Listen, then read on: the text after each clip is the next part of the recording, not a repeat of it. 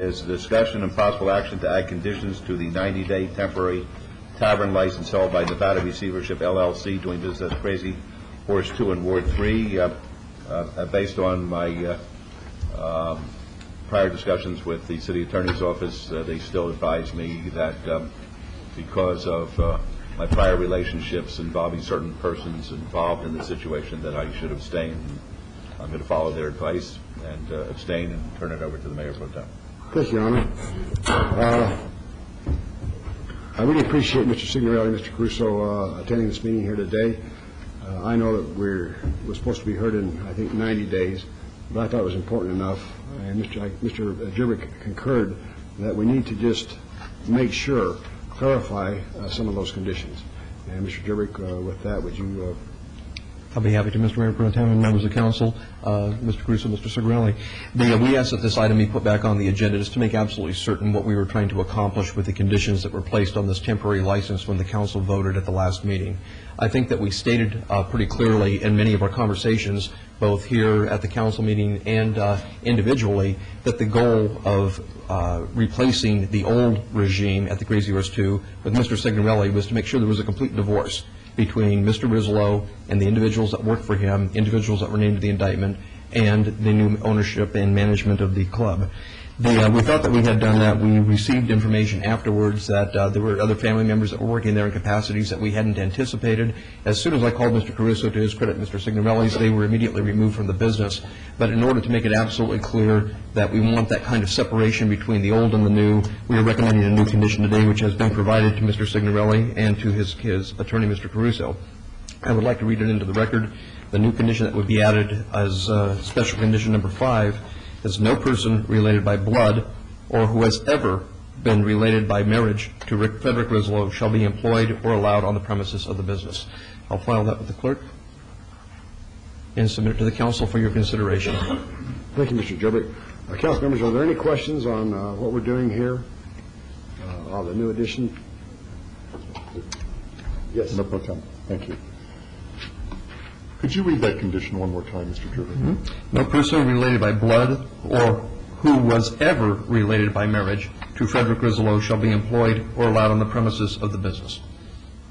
The employed or allowed on the premises seems to be pretty clear, but it doesn't preclude other types of communication or contact, whether it be by telephone or meetings or whatever. I'm not sure if we intend to cover that kind of contact or not. But simply by saying not employed, I mean, that speaks for itself, or not being allowed on the premises, I'm not sure if it covers other types of communications that could come up. I submit it to the council's consideration. If you want to go further, we're more than willing to put that kind of language in. The only thing I would observe with that kind of language is that as much as I agree with what you're saying, Councilman, it is very difficult to monitor telephone conversations. It's very easy to observe if someone's in a club who shouldn't be, if someone's employed who shouldn't be. But we'll be glad to add it if you think of it. And I certainly appreciate that. One more comment is, who's doing the supervising and the monitoring of these conditions? It should be monitored and supervised by our business activity department and the Metropolitan Police Department. I can ask Mr. DiFiore to give me more details as to how that occurs in the particular.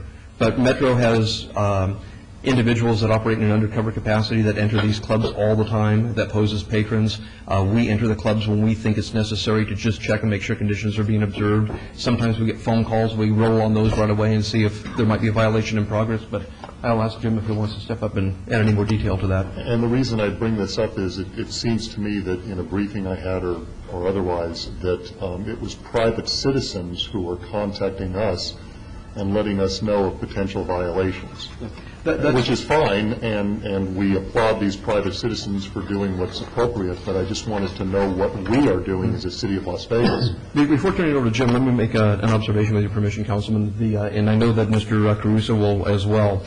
Just because we receive complaints doesn't mean that all of them are accurate. We certainly treat them as if they were. We treat them all very seriously.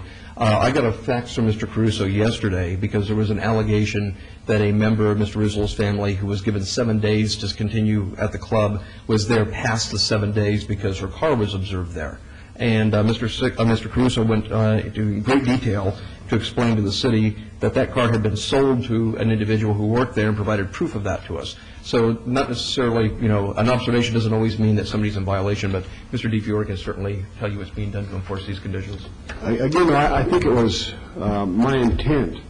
I wanted there to be no questions over the next 3 months when they come back for their hearing then that I didn't understand.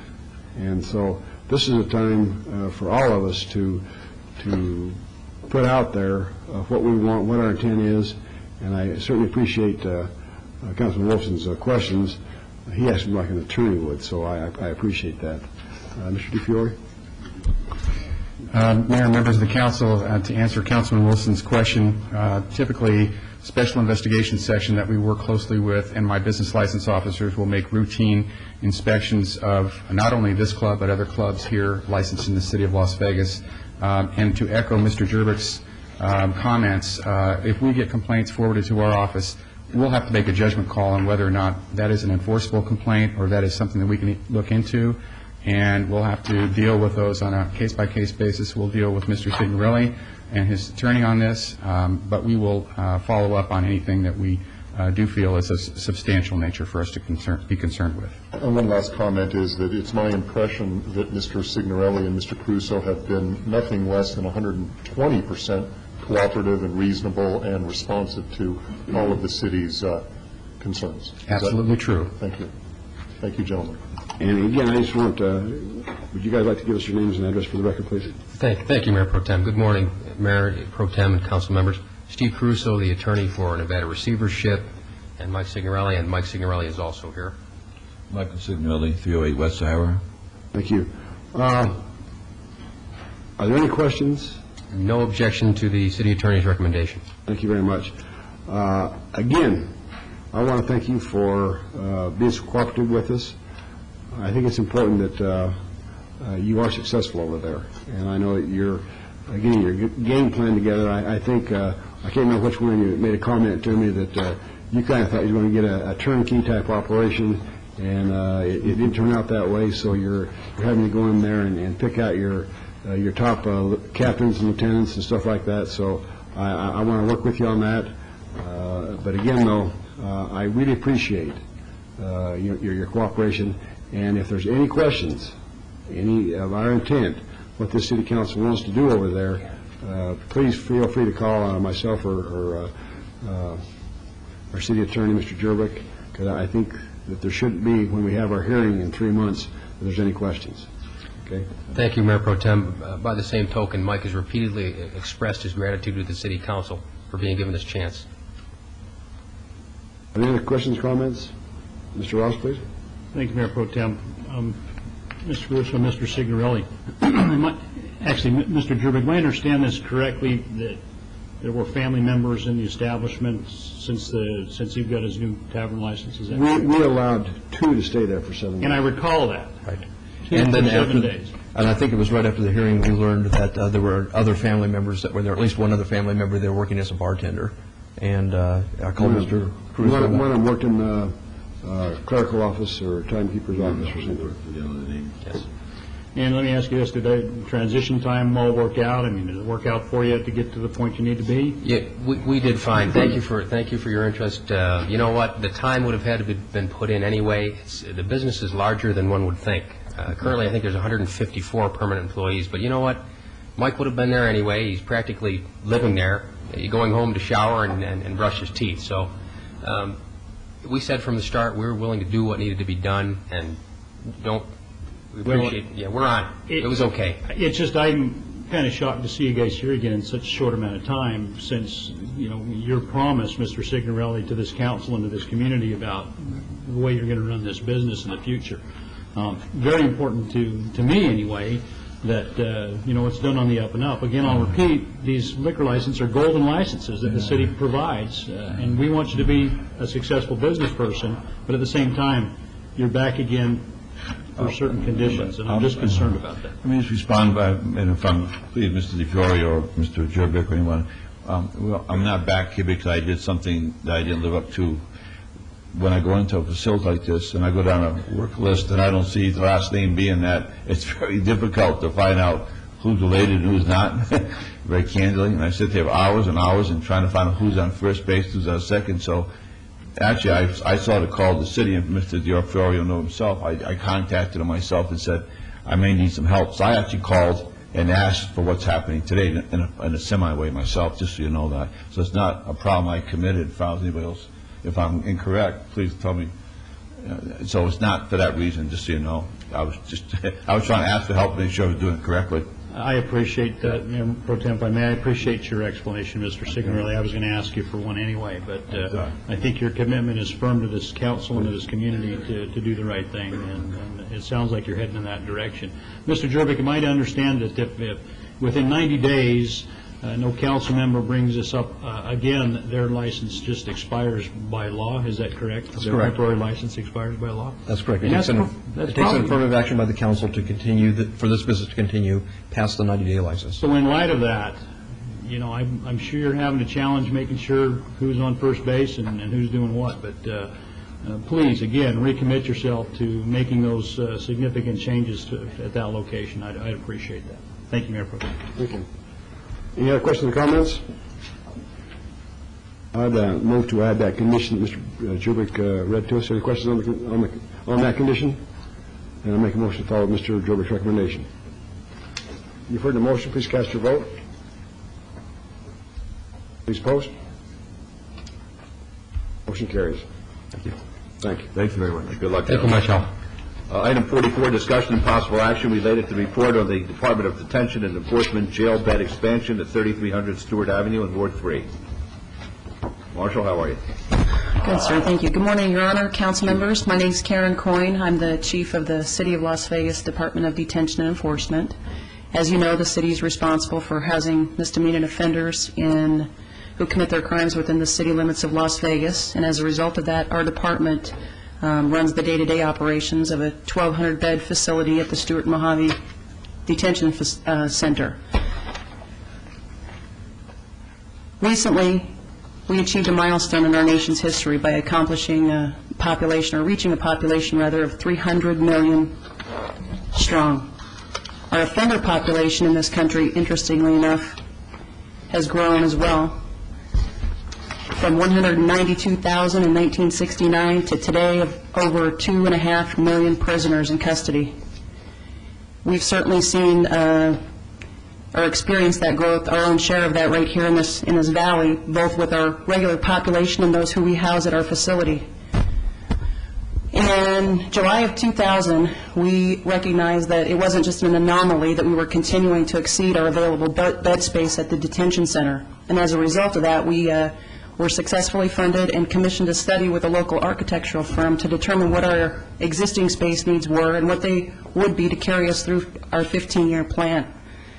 That report was commissioned last fall and completed earlier this year, and suggested that we would need to add 1,800 beds to house our misdemeanor offender population to carry us through to the year 2020, in addition to the 1,200 beds that we have today.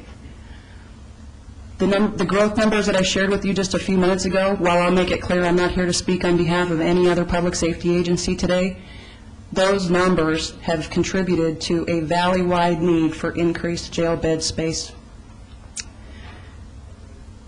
While we were funded for a site needs assessment, this past year we're also funded for architectural design money as well.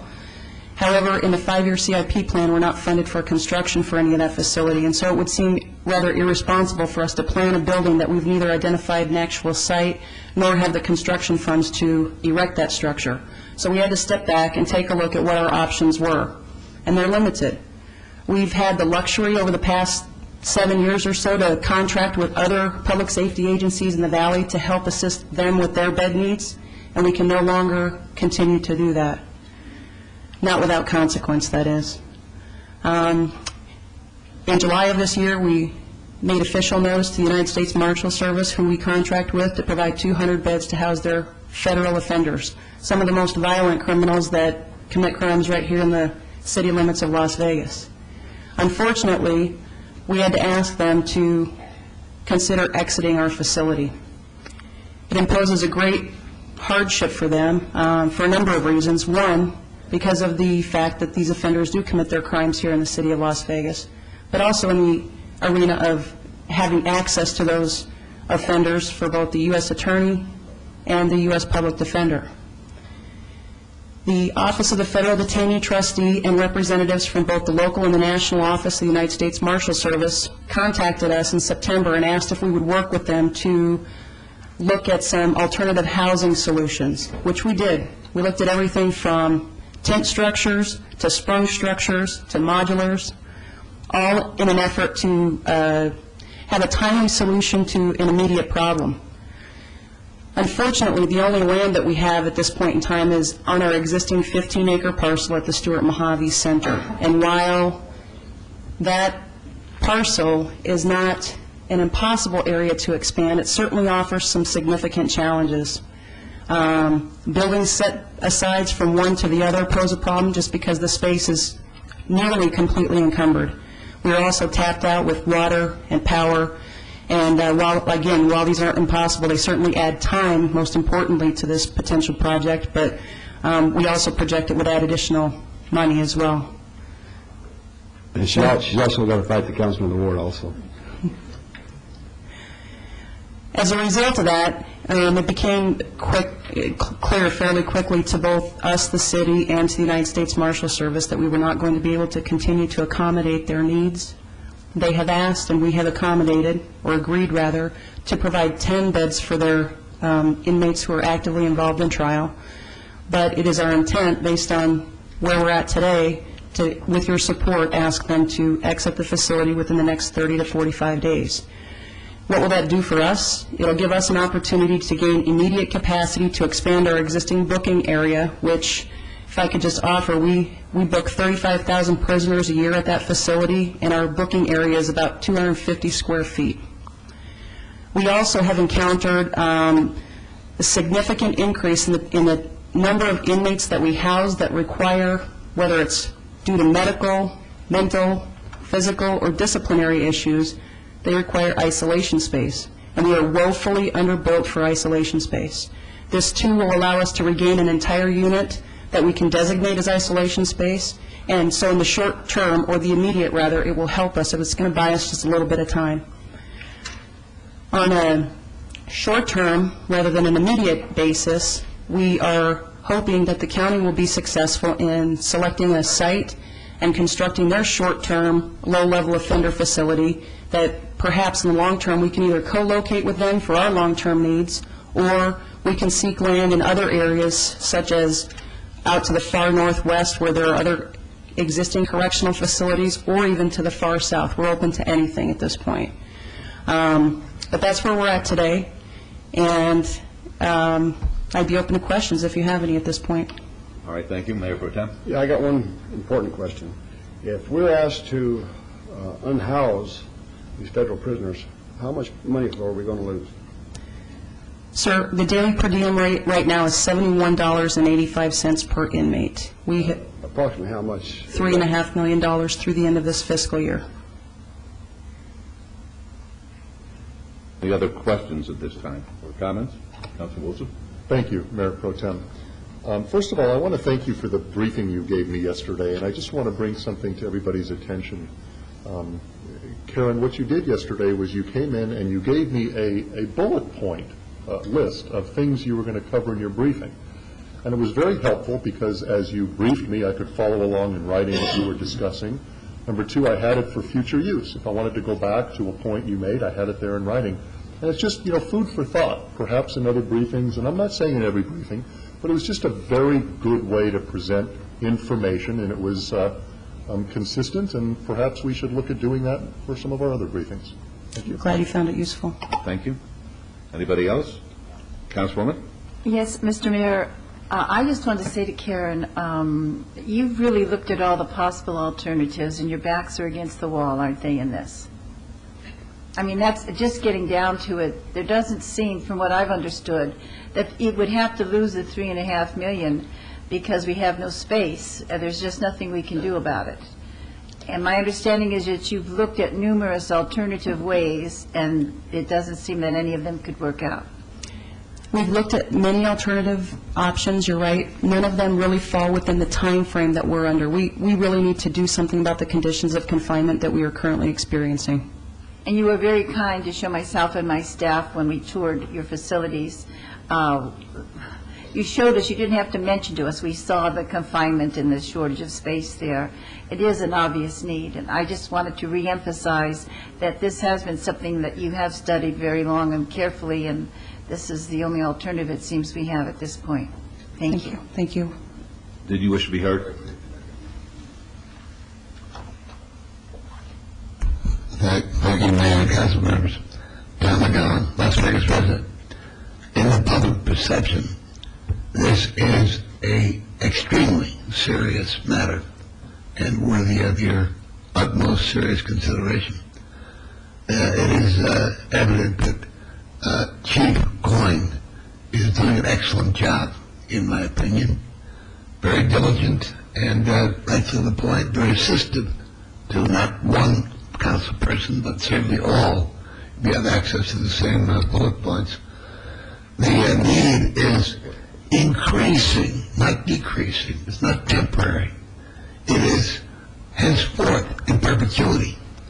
And it's escalating at an exponential rate, not just diagonally, but increasingly increasing, if you will. It's important for everybody to understand, in the event that any other person in this community has the misfortune to make a mistake of some kind or another and end up in incarceration, it's a good idea to have some elbow room.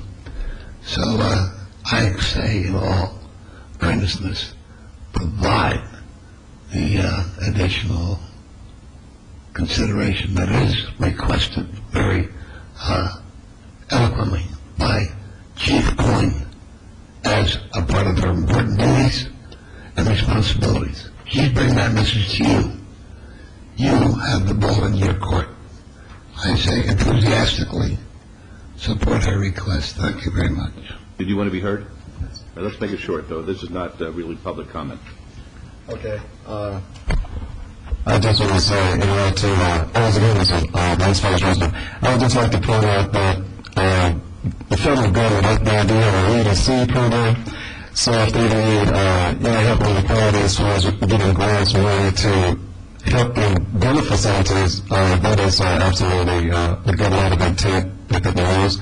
Also, I'd like to point out that to the law enforcement agencies, they should have put themselves in raising the overall development of the new project so they can protect and serve our families. God bless you. All right, thank you. I had the experience, I'm not going to say the privilege, the experience of touring the facility, and I've seen many of the very, very good marshals are in attendance today, and to me, I think the entire council should go over there because it's like a howling asylum.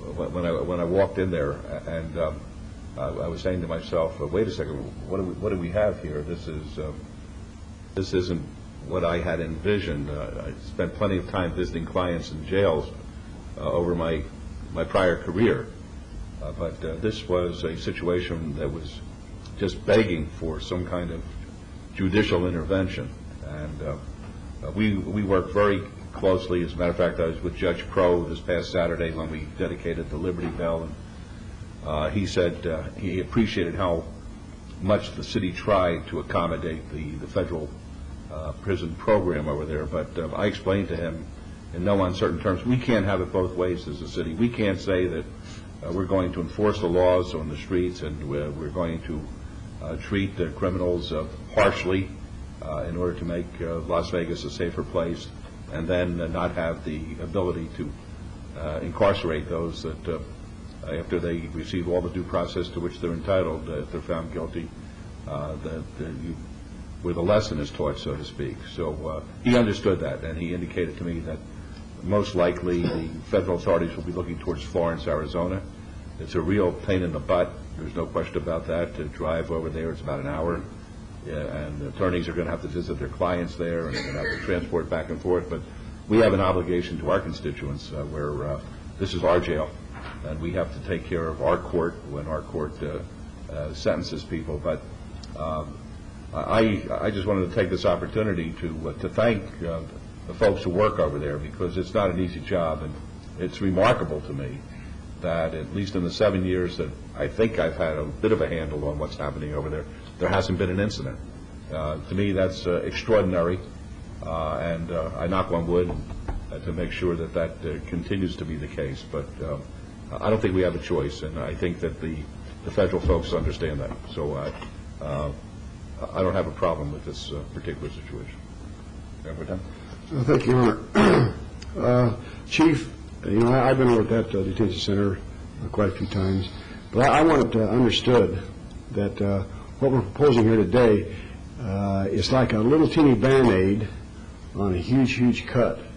And I know that working with the mayor and Councilman Brown and myself, we work with the other entity to try to shorten that huge, huge disparity that we have. There's many things going on right now with the county as well as the city, and I didn't want to get into too much. We have had a couple other ideas of float around about building a new facility, adding on to this facility. It all costs money, a lot of money. And this here, it's just a partial cure of the problem that we have, not only in the city but in the county. And so I really support the chief and what she's doing, as well as the staff over there. It's a harrowing experience. And I just don't know what we're going to do, Chief, tomorrow. This is just an overnight type fix, and it scares me to think the cost that we're going to have in trying to relocate, to build, and it should have been done yesterday instead of tomorrow. And, Your Honor, I really ask, I guess, that our counterparts at the county realize the importance of those things that we're charged with here, with these inmates that are so crowded, and the danger that we're facing. It's not only that, Mayor Pro Tem. It's not only money, but it's NIMBYism as well. And nobody wants this facility in their backyard. And there are places in southern Nevada that are desolate, with all due respect. They have facilities up in Indian Springs, got facilities down at Jean. It doesn't have to be in the middle of the city, as it presently is. And I would suggest that when the issue is addressed, that we look towards those outer areas. It may be 30 minutes away, but one of the issues that we're going to be having our meeting on is the release of inmates. This causes me great concern, because the release takes place not at the institution, as the Mayor Pro Tem knows, but they're driven to the downtown near the bus station. They're released from our city facility without 2 cents in their pocket. If they came in without 2 cents, they go out without 2 cents. The state is very, very generous. After somebody does their 20 years in the state, I think they give them $12 to hit the streets and dump them off in the heart of the city. And the county dumps them off in the heart of the city. And these people don't have any money much of the time. What are they supposed to do? They do what they have to do. They rob a bank, or they knock somebody over the head. And we really have to start addressing these issues. And I met with Assistant Sheriff Flynn. We're going to be having a meeting with you. He said he doesn't remember a discussion about this since he's been with the Sheriff's Office. So we'll have a discussion, and we'll address these issues. What do you do with people when you're going to release them? When they've done their time, you just can't dump them in the city without a cent. You can't do it. Well, that's what I was trying to do, Your Honor. Just emphasize, the problems that we're facing here. And like I said, I know the chief has got her fingers and her hands in the right place, and she knows what she's doing, and I really applaud her for that. But I just wanted the council members to be aware that this is not a fix. It's just a partial solution as far as I'm concerned. That we still have to go out this afternoon or tomorrow and then figure out what we're going to do long term. So I will make a motion to follow the chief's recommendation at this time, but again, I look forward to working with her and the sheriff and Councilman Brown on what we're going to do in the long term. So that's my motion, Your Honor. Very good. Let's vote, please. Opposed?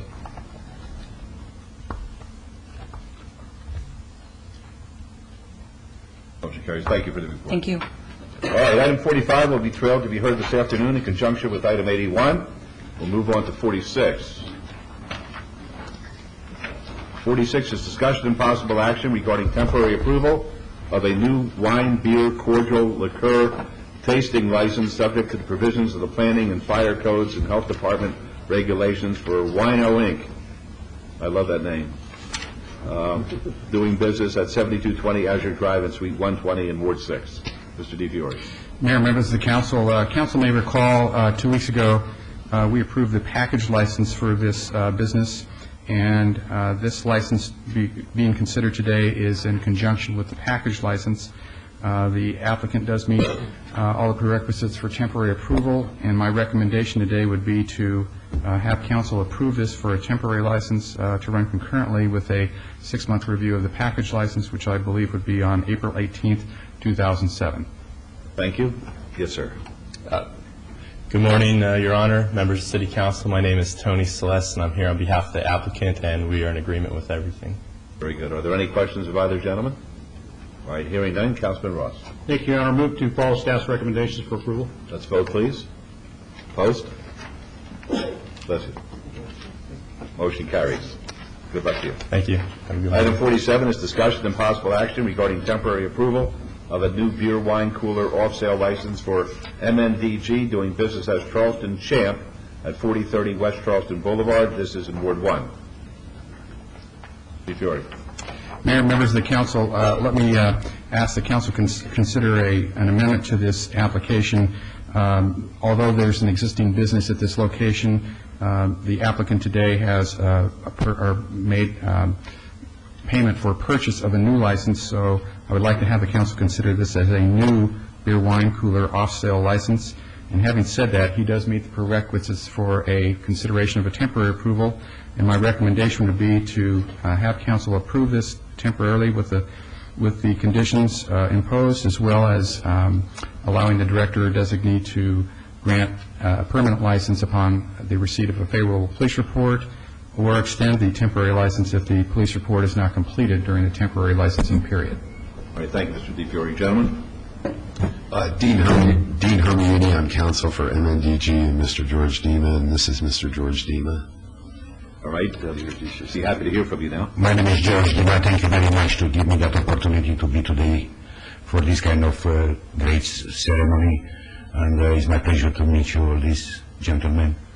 And I'm in Las Vegas for 1 year, and I like the city. I love everything was here. And I hope to be a long-time citizen here. Thank you very much. Thank you very much. All right, any questions of either of the gentlemen? DiFiore? You want to do it? All right, hearing none. Councilwoman? Move to approve staff's recommendation. All right, let's vote, please. Opposed?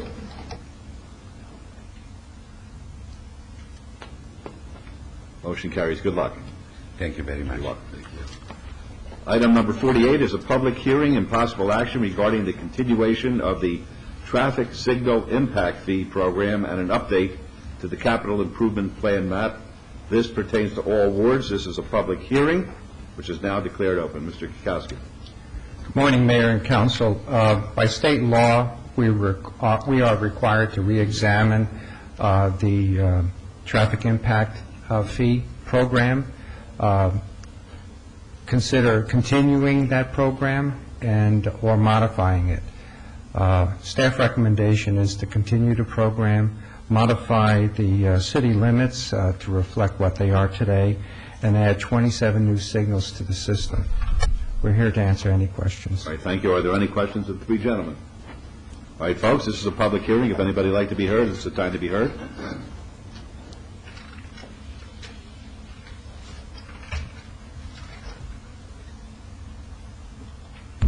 Las Vegas resident. Traffic impact. The scoping is what's important here. Now, signals are one thing, but traffic impacts in many, many ways, besides stopping and going. Sometimes it's temporary stopping, like parking in an illegal place, such as a bus stop. The truck up here this morning, on the 105 route, Casino Center, northbound, corner of Gas and Casino Center Boulevard. The truck is called Brundage Bone Cement Pumping for the redevelopment project located right there. Underway. The encroachment is for this amount of area, but the cones extend for 2 blocks in either direction. I don't know how that's permitted, or whether it's permitted for any construction vehicle at any time to park in a city cab bus stop. Well, if traffic got to say about that, who enforces this? Who surveils it? If it's compliance response on demand only, and you're waiting for the public to ask you about it, public's been asking things like this for the past several years. It took 2 years to get one bus stop put in at Coolidge and Casino Center in the Art District. I wouldn't even discuss it there with the condition of the sidewalks or anything else. You got people that put sidewalk signs unlawfully, not only on the pedestrian sidewalk, but also on the curb. That impedes traffic. So traffic signals, of course, but traffic enforcement by all means and planning of some kind that's coherent. If you would like to have public input, you have to open your door. Would anybody else like to be heard during the public hearing session? All right, seeing none, we'll close the public hearing. Is there a motion? Yes. If I may, just 2 quick questions. Charlie, in adopting the capital improvement plan, if we identify an intersection, and in particular either Ward 4 or Ward 6, where we have some adjacencies with unincorporated Clark County, if it becomes warranted, do we have to wait another 3 years, or are we allowed to come in and amend the plan during this interim time period? The answer is no, you do not have to wait. The projection of traffic signal locations is in the means of trying to calculate how much money needs to be acquired and to come up with the impact fee. So if there are signals that are warranted that are not on here, no, you don't have to wait 3 years. Thank you, Your Honor. All right. Any other comments or questions? I may have a motion, please. Your Honor, I move to follow staff's recommendation. All right, let's vote, please. Opposed? Motion carries. Thank you, gentlemen. Thank you. Item number 49 is the Park and Recreation Advisory Commission. The term of Heidi Hanusa expires December 7, 2008. She resigned as of September 29, 2006. It's necessary to appoint a new member to fill her seat. Councilman Ross, I believe that she was your recommendation. Do you have another person? Your Honor, if I can obey this item, move to obey this item for 30 days. I am currently in the process of receiving some interests in that. Very good. So if you'd allow that, Your Honor, that's my motion. Okay, let's vote on that, please. When is that? December 6th. December 6th. Very good. Let's vote, please. Opposed? Motion carries. Thank you. Item 50 is discussion and possible action on the appointment of a member of City Council to serve as an alternate on the Clark County District Board of Health. It's recommended that I appoint a member to serve as the alternate. I've had this discussion with Councilman Ross. He indicated that he would accept that assignment, and at this point in time, I would move to appoint Councilman Ross to serve as an alternate to the Mayor Pro Tem and Councilman Weekly. Let's vote, please. Opposed? Motion carries. Thank you. Item 51, which is Bill 2006-59, is eligible for adoption at a later meeting, so we'll move on to the new bills. New bills, items number 52 through number 54B, which are bills 2006-60 through 2006-64, will be heard at the recommending committee meeting on Tuesday, November 14, 2006. Mr. Jervik, would you be kind enough to read the bills, please? I'll be happy to, Your Honor. Bill number 2660, an ordinance to update the standards and related approval processes for the downtown casino and downtown entertainment overlay districts and provide for related matters. Bill 2006-61, an ordinance to require an applicant for a general plan amendment to conduct a neighborhood meeting and provide for related matters. Bill 2006-62, an ordinance to update Title 11 of the municipal code relating to the regulation of traffic and parking and to provide for related matters. Bill 2006-63, an ordinance to adopt a new Chapter 40.44A of the municipal code relating to solicitation and provide for related matters. And finally, Bill number 2006-64, an ordinance to adopt a new Chapter 11.68A of the municipal code relating to the city's pedestrian mall and to provide for related matters. Thank you. Councilwoman, will you be available on November the 14th? Yes, Mr. Mayor. Very good. And Councilor Ross, will you be available? Yes, Your Honor. Excellent. Okay, then we'll appoint you to, assign you to consider these bills, please. The council meeting is in recess.